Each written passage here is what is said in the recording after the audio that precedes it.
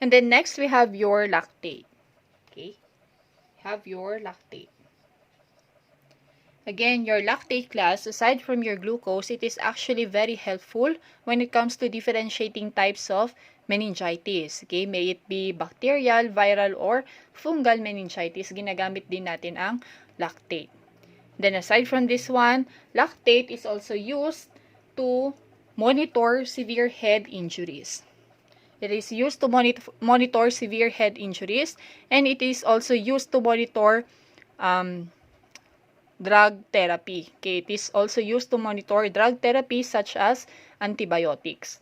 Now, the reference value of this lactate, it is usually 9 to 25 milligrams per deciliter. 9 to 25 milligrams per deciliter. Now, I want you to remember, class, na yung tinutukoy nating lactate dito, yung CSF lactate, it is actually independent of the value of blood lactate. Okay, so walang kinalaman ang blood lactate dito. Now, what are the clinical significance of lactate levels? Okay, so isa-isayin natin, class. Okay, an increased levels of lactate, it is usually associated with, number 1, we have your bacterial meningitis. Bacterial meningitis, lalo na kapag more than 35 milligrams per deciliter of lactate yan.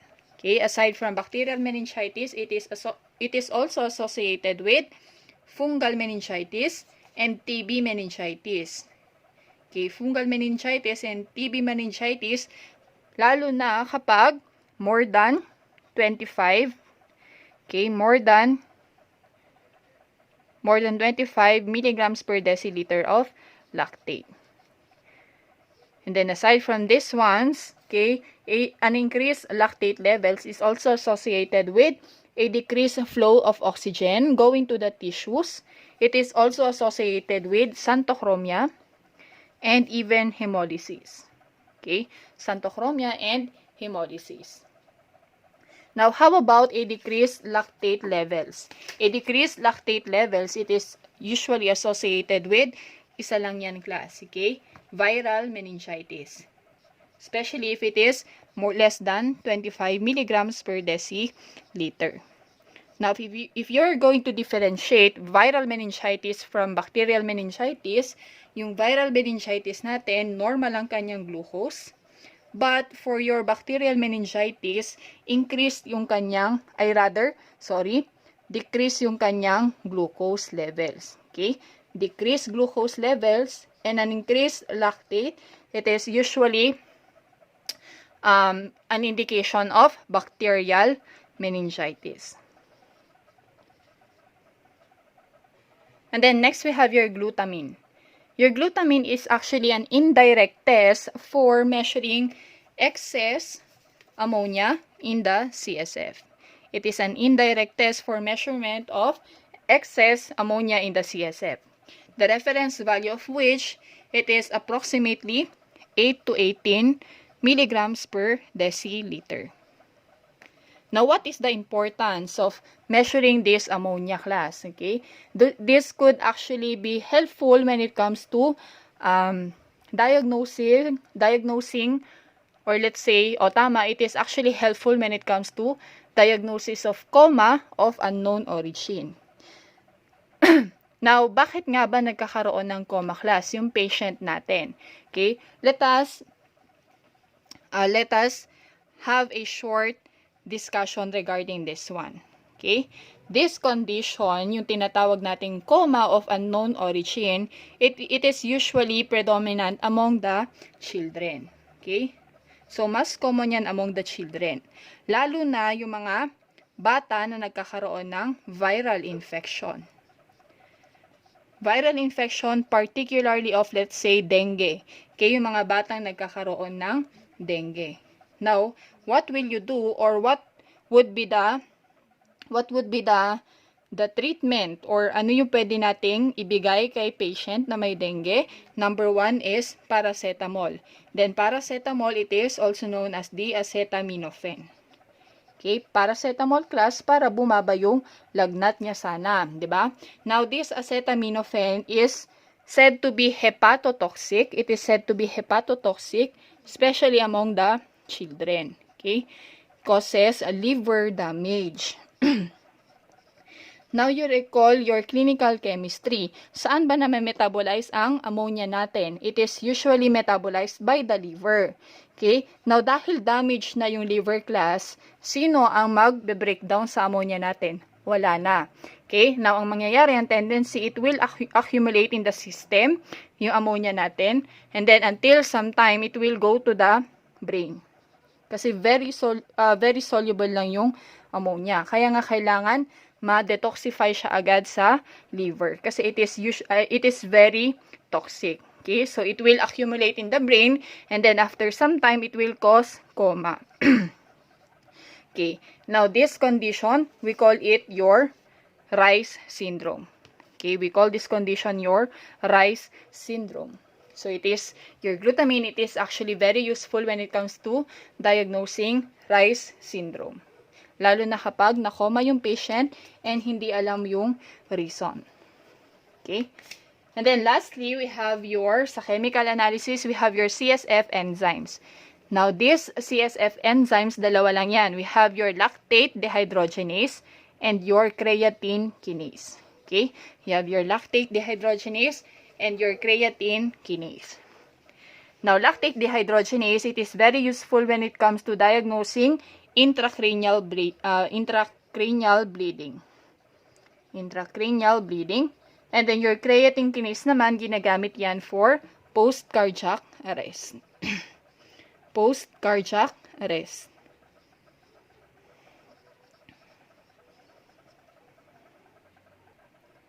And then lastly, we have your microbiologic test. Okay?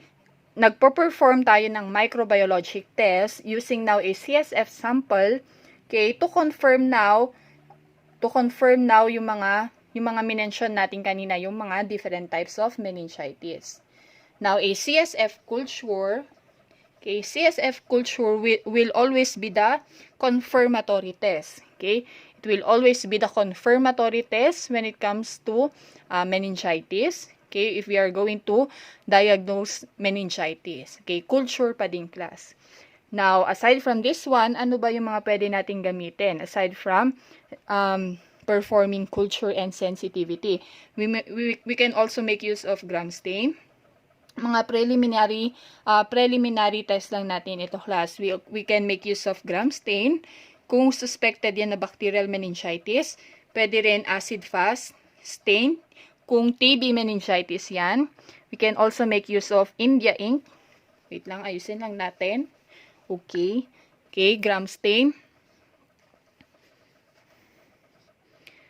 Ba't ang pangit? Okay, gram stain, acid-fast. Okay, acid-fast stain, India ink preparation, lalo na kapag Cryptococcus neoformans yang nagkukos ng meningitis, okay, fungal meningitis, and then we can also make use of what we call limulus lysate test, and we also have latex agglutination test.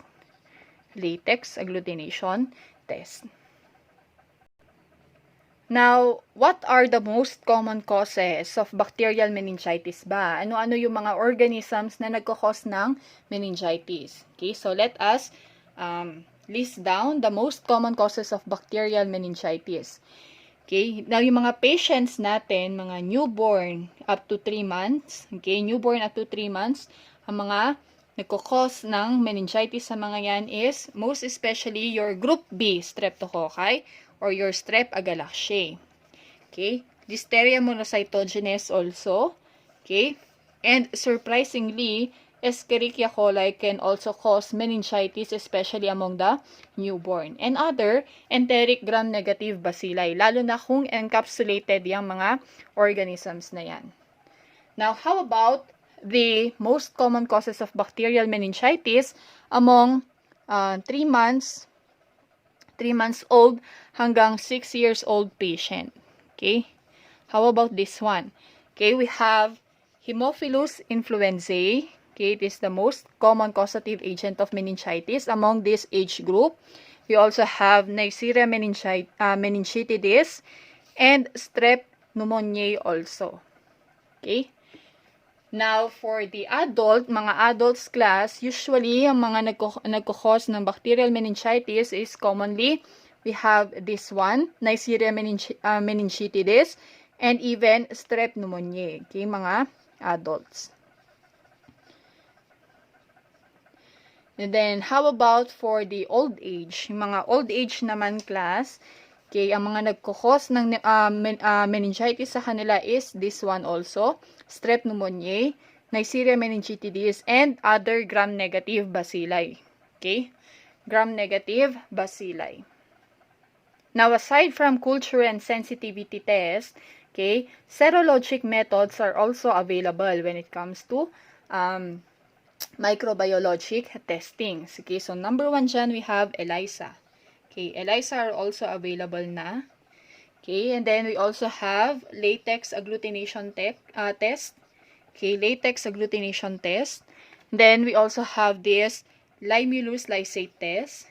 Okay, limulus lysate test. Itong limulus lysate test na ito, class, ang dinidetect natin dyan is actually the endotoxin. The endotoxin of gram-negative bacilli. Yun ang dinidetect natin.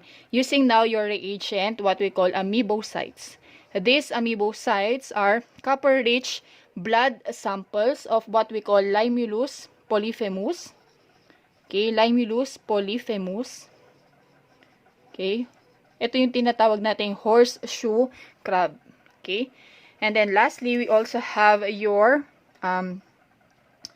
tawag dito, your India ink preparation, okay, especially for diagnosing fungal meningitis caused by your Cryptococcus neoformans.